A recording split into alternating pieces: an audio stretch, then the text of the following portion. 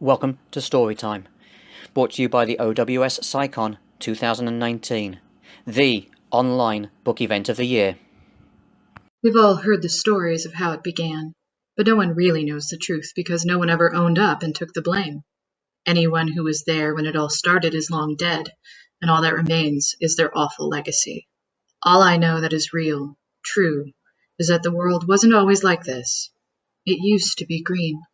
I suppose the awareness of a looming crisis began slowly, perhaps with a faucet that ran dry, or maybe a water restriction where there had never been one.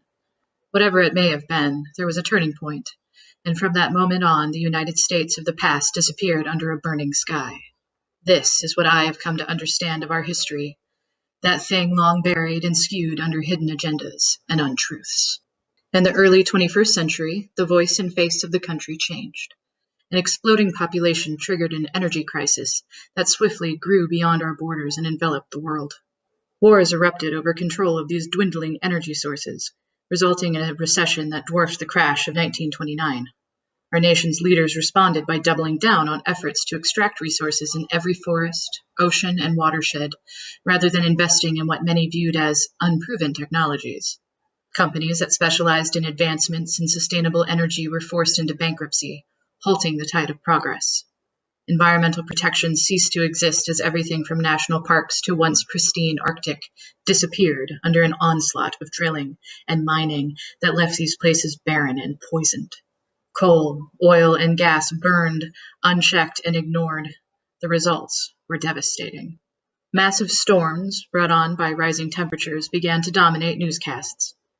People watched as violent hurricanes in the Indian Ocean destroyed whole communities, washing away thousands who had been unprepared for the force of the waves.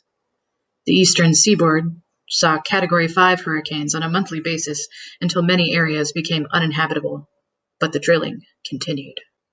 Extreme weather escalated as tornadoes ripped through areas in Europe and Asia that had never experienced the phenomenon before. In one night, Haute-France was wiped off the face of the earth as a previously inconceivable F6 tornado spent 12 minutes on the ground. And yet, the event was soon forgotten, the majority of citizens preferring stories of scandal and entertainment and war. As the climate grew hotter and drier, the last of the ice caps melted, belching out methane trapped for millions of years and filling the ocean with too much fresh water, creating a chain of unfathomable and merciless events. The Maldives disappeared under the sea, followed quickly by other island nations across every ocean. Tens of millions of people were left homeless in places like Japan, the Netherlands, and Bangladesh, as huge swaths of land became submerged, leaving many cities uninhabitable swamps. New York City was inundated with tides that never receded, while Florida became a ghost of its former self as millions fled the water-ravaged state. The desalination of the oceans, combined with high levels of acidity and rising temperatures, took effect. Beached whale species, from dolphins to orcas, became a common sight. Coral reefs died off on a global scale, looking like bleached underwater graveyards. Fishing communities went bankrupt and prices for seafood skyrocketed until only the very wealthy could afford it. The ecological imbalance further poisoned the already toxic oceans, making even the technology to convert salt water to fresh water for human consumption only possible for the elite. And still, the refineries continued to process their crude oil. The sixth mass extinction event in Earth's history continued.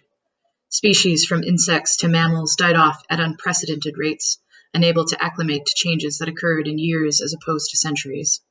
The few remaining rainforests saw these extinction events on a massive scale, and those species unlucky enough to need polar climates were gone after a few years.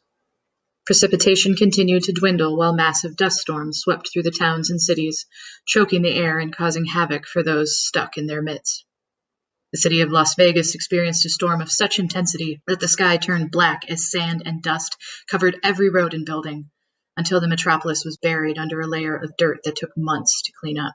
While in the western half of the country, wildfires ravaged California, displacing thousands and turning huge swaths of land to smoldering ash. And through it all, fingers of blame, rather than solutions to the root cause, became the norm as scientific evidence was censored. Drought continued to creep across the world, silent and ruinous. Initially, the areas hardest hit by drought were underdeveloped countries. Starving children or withered remains of cattle splashed across the screens in the living rooms of U.S. citizens who, though saddened by the images, remained ambivalent. Most people viewed the water wars raging in Africa or the battle over rights to the Amazon River with a sense of detachment. But there were some who voiced their warnings, pitting themselves against the majority, fracturing the nation. Environmental activists attacked refineries and shipping lines, disrupting the flow of resources to such a degree that they were labeled terrorists and hunted down by the government.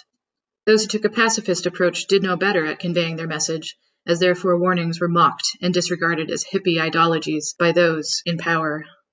Eventually, messages of the resistance were defined as alarmist rather than credible, making them easy for people to discount. All the while, areas experiencing water restrictions grew. But most citizens saw these measures as nuisances rather than portents of worsening problems. This perception would not last. It was a global drought of unprecedented proportions that cared nothing for which hemisphere you lived on, nor how much money you held in your bank account. Over time, even the staunchest disbelievers were faced with undeniable truth.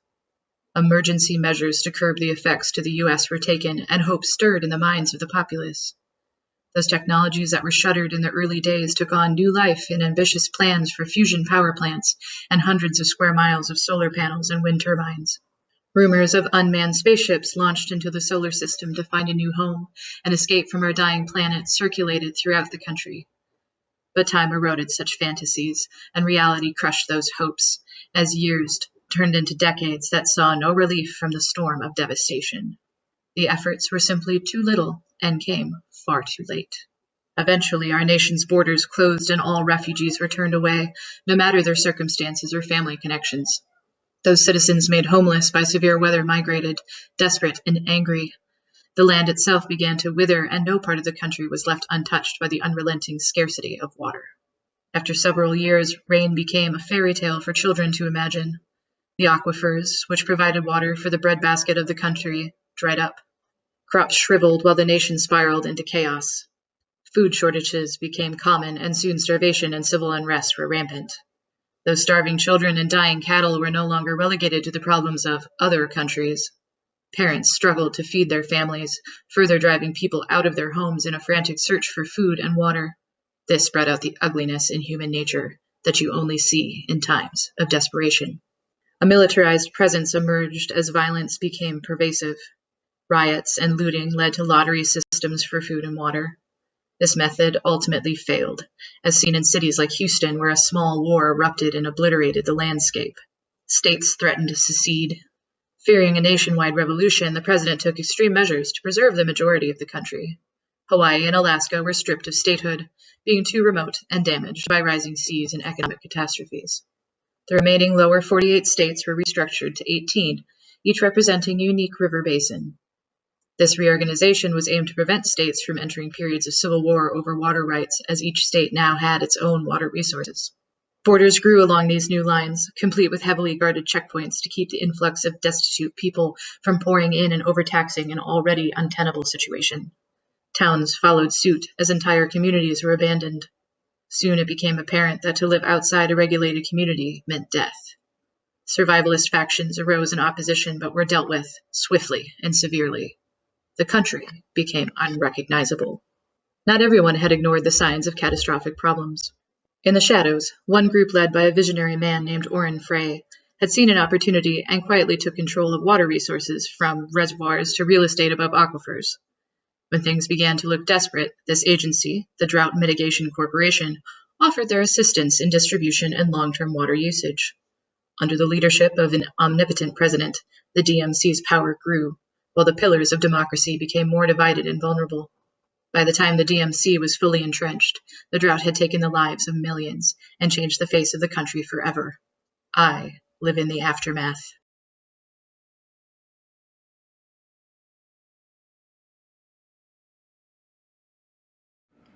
This story time was read by Phoebe Darqueling and brought to you in conjunction.